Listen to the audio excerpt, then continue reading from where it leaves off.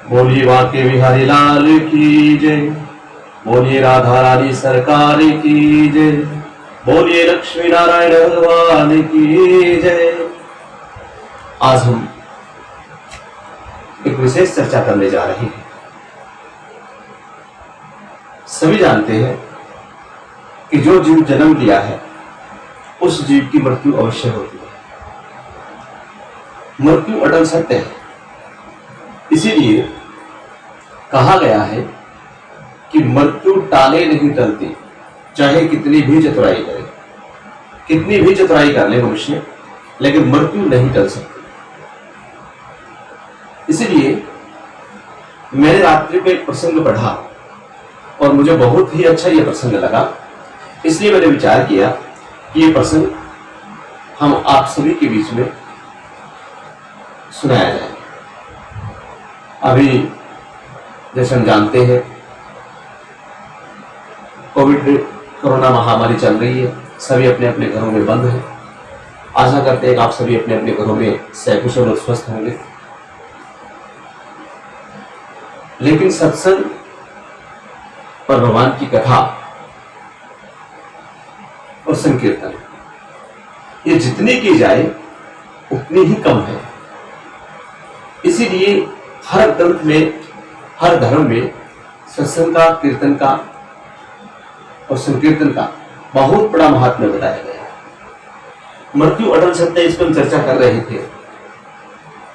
एक बार की बात है, भगवान विष्णु महादेव से मिलने के लिए अपने गरुड़ पर आसन होकर के कैलाश पर्वत पर गए और कैलाश पर्वत की बड़ी रमणीय शोभा देख करके गरुड़ जी महाराज द्वार पे ही रुक गए और भगवान विष्णु गरुड़ जी को द्वार पर छोड़ करके कैलाश पर्वत की गुफा में चले गए, जहां पे भोले बाबा विराजमान थे। अब जब गरुड़ जी महाराज ने इतने सुंदर और रमणीय स्थान को देखा तो मंत्रमुग्ध हो गए। लेकिन वहीं पर गरुड़ जी ने एक छोटी सी चिड़िया, बहुत ही सुंदर रूप था उस चिड़िया का, लेकिन देखने में बिल्कुल छोटी, और उस छोटी सी चिड़िया का ऐसा स्वरूप, ऐसा सुंदरता देख करके गरुड़ जी महाराज उस चिड़िया के ऊपर आकर्षित हो गए और मंत्रमुग्ध हो गए। उसे देखने लगे कि छोटा सा जीव है लेकिन कितना सुंदर है। इसी प्रकार थोड़ी देर बाद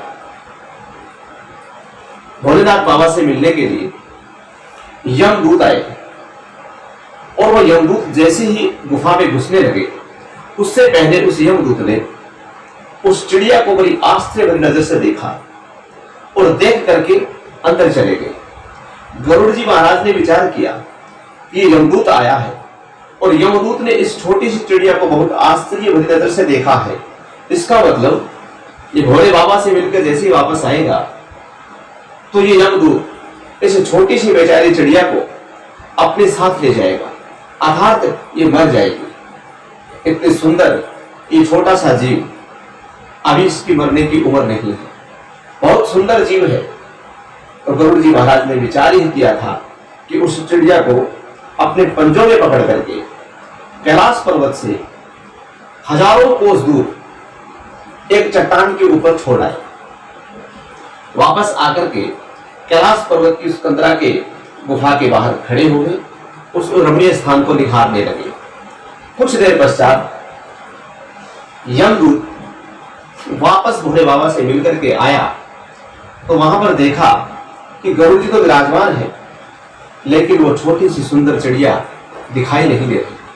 जब इधर उधर देखने लगे तो गरुड़ जी से रहा नहीं गया और गरुड़ जी ने पूछा कि हे यमदूत, आप क्या देख रहे हैं? मैंने आपको जाते वक्त भी देखा कि आप कुछ आश्चर्य भरी नजर से देख रहे हैं। तो यमदूत ने कहा कि हे गुरुदेव, जब मैं आया था तो यहां पर एक चिड़िया थी और उस चिड़िया की मुझे मालूम था कि यह चिड़िया कैलाश पर्वत से हजारों कोस दूर जाकर के एक सांपों के झुंड में जाएगी और वह सांप उस चिड़िया को खा जाएंगे। लेकिन एक छोटी सी चिड़िया कैलाश पर्वत से इतने हजारों कोस दूर कैसे जा सकती है, इसकी मृत्यु कैसे होगी, यह मैं विचार कर रहा था। इसीलिए मैंने उस चिड़िया को आश्चर्य भरी नजर से देखा। लेकिन अब वो चिड़िया यहाँ पर नहीं है। मुझे मालूम है कि वो चिड़िया उन श्रापों का दास बन गई होगी और वो चिड़िया मृत्यु को प्राप्त हो गई होगी। जैसे ही गरुड़ जी ने सुना कि भाई उस चिड़िया की मृत्यु सांपों की उस जगह होनी है, तो गरुड़ जी ने विचार किया कि मृत्यु अटल सत्य है, मृत्यु टाले नहीं टलती, चाहे कितना भी प्रयत्न किया जाए, चाहे कितनी भी चतुराई की जाए।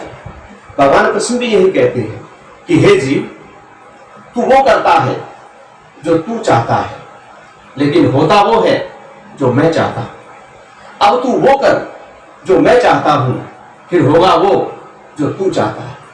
अर्थात हमें भगवान के कहे हुए श्रवण करना चाहिए, भगवान की कथा संकीर्तन सुननी चाहिए, भगवान के वचनों का पालन करना चाहिए, भगवान की कथा का श्रवण पालन करना चाहिए। जो भगवान ने नियम बनाए हैं उन नियम पर चलना चाहिए, फिर वही होगा जो हम चाहते हैं।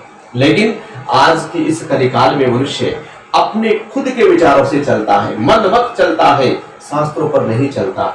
इसलिए हर जीवात्मा को ये मृत्यु अटल सत्य है, इस बात को ध्यान में रखना चाहिए और हर समय प्रयत्न करना चाहिए कि भगवान का संकीर्तन, भगवान की कथा करें, भगवान की कथा का श्रवण करें और संकीर्तन करें, पाठ करें, जाप करें, ध्यान करें। लेकिन चतुराई बिल्कुल ना करें, क्योंकि मृत्यु चतुराई से भी टाली नहीं जा सकती। ये प्रसंग मुझे बहुत अच्छा लगा था, इसलिए आपके बीच में प्रसंग रखा। आपको भी अगर अच्छा लगा हो तो आप कमेंट बॉक्स में जाकर के राधे राधे जरूर लिखें। आपका कोई प्रश्न हो, आपका कोई सवाल हो, आप कुछ पूछना चाहते हैं तो वो जरूर कमेंट बॉक्स में लिखें। और इस वीडियो को देखने के बाद में लाइक का बटन दबाएं, शेयर करें। ये कथा, ये प्रसंग बहुत दूर तक जाना चाहिए। जितने लोग इस कथा को सुनेंगे वो इसमें कुछ ना कुछ उनको प्राप्त होगा। और हम हमारे श्री लक्ष्मी नारायण मंदिर चैनल की तरफ से आपको समय समय पर बहुत सुंदर सुंदर प्रसंग, सुंदर सुंदर कथाएं, बहुत ही गूढ़ रहस्य की बातें आपको बताते रहेंगे। आप सुनते रहिए और हमारे इस चैनल को सब्सक्राइब भी कीजिए और आप इसको लाइक कीजिए और शेयर कीजिए। इसी के साथ राधे राधे। बोलिए बांके बिहारी लाल की जय, बोलिए राधा रानी सरकार की जय, बोलिए लक्ष्मी नारायण भगवान की जय।